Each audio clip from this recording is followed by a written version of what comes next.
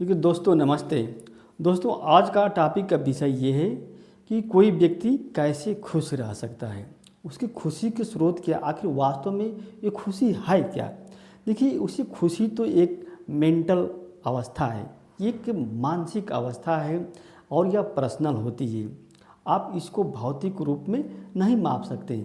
खुद ऐसा कोई वैज्ञानिक यंत्र भी नहीं बना है जिसके माध्यम से आप माप कर बता सकते हैं कि किस व्यक्ति का खुशी का लेवल कितना है और किस व्यक्ति का दुख का लेवल कितना है। कोई ऐसा यंत्र नहीं बना है। बस ये मानसिक अवस्था है, सिर्फ अनुभव।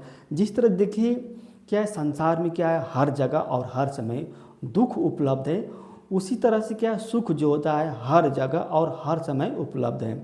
बस इसको क्या है, क्या है, अनुभूति करने की ज़रूरत है, इसको महसूस करने की ज़रूरत है, इसको फील करने की ज़रूरत है। अगर जो व्यक्ति इसको फील कर लेगा तो समझिए कि उसको क्या किसी प्रकार का दुख होगा ही नहीं, यानी कि आप उस सुख को यानी खुशी को समझ लेगा। जैसे आप यहाँ पर मैं एक किस्सा के रूप में कह सकते हैं, रामानुजाचार्य जो दार्शनिक थे, उनके पास एक लोग गए, एक व्यक्ति गया। वो कहा कि मुझे क्या है, आत्मा के बारे में बताइए। तो रामानुजाचार्य कहें कि आत्मा के बारे में जानने से पहले तुम क्या कभी किसी से प्रेम किए हो। तो वो कहा कि नहीं, मैं तो अब किसी से प्रेम किया नहीं। क्या अपने घर के मेंबर से भी नहीं। कहा कि नहीं, मैं घर के मेंबर से, घर के सदस्य हैं, उनसे भी मैं प्रेम नहीं किया। मैं तो क्या संसार से विरक्त रहना चाहता हूँ, मैं संसार के मोह में फंसना नहीं चाह पाता हूँ। तो रामानुजाचार्य उनसे कहा कि ऐसा है कि तुम्हारा समाधान हम नहीं कर पाएंगे। तुम जाओ, सबसे पहले इस दुनिया में लोगों से प्रेम करो, प्रेम करके फिर उसके बाद आना, तब मैं बताऊंगा कि आत्मा को प्राप्त करने का साधन क्या है, परमात्मा को प्राप्त करने का साधन क्या है। तो उसी तरह से सबसे पहले क्या, ये पर्सनल अनुभूति है। और मूल रूप से आप इसको ऐसे समझ सकते हैं, जैसे मान लीजिए एक बेसिक नीड होती है और एक एक्सपेक्टेशन होती है। अगर व्यक्ति के अंदर क्या, अब व्यक्ति अपना बेसिक नीड को पूरा कर लेता है तो हमें नहीं लगता कि उससे क्या दुख होने की ज़रूरत पड़ती है।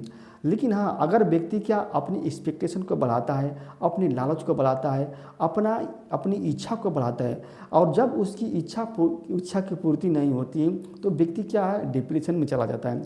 अब व्यक्ति चाहे जैसे डिप्रेशन में चला जाता है तो उसके अंदर क्या उदासी आती है। जब उदासी आती है तो व्यक्ति दुख तो होगा ही, स्वाभाविक बात है, ये तो नेचुरल चीज़ है, व्यक्ति तो दुखी होगा। लेकिन उसके और कारण भी हो सकते हैं। सबसे पहले व्यक्ति को चाहिए कि वो दूसरों से तुलना करना छोड़ दे।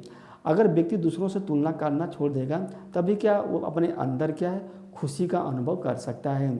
दूसरों से ईर्ष्या करना भी छोड़ दें, अपने जो एक्सपेक्टेशन का लेवल है उसको भी कम कर देते। ये बहुत से तरीके हैं जो व्यक्ति को खुश, देखिए खुशी हर एक वस्तु के अंदर है, बस उसको सर्च करने की ज़रूरत है, उसको ढूंढने की ज़रूरत है। जैसे धन प्राप्त करने के अनेक साधन होते हैं। जैसे कोई गवर्नमेंट जॉब कर रहा है, कोई प्राइवेट जॉब कर रहा है, कोई बिजनेस कर रहा है, या तो कोई कृषि कर रहा है। सबका मूल उद्देश्य क्या है, धन की प्राप्ति।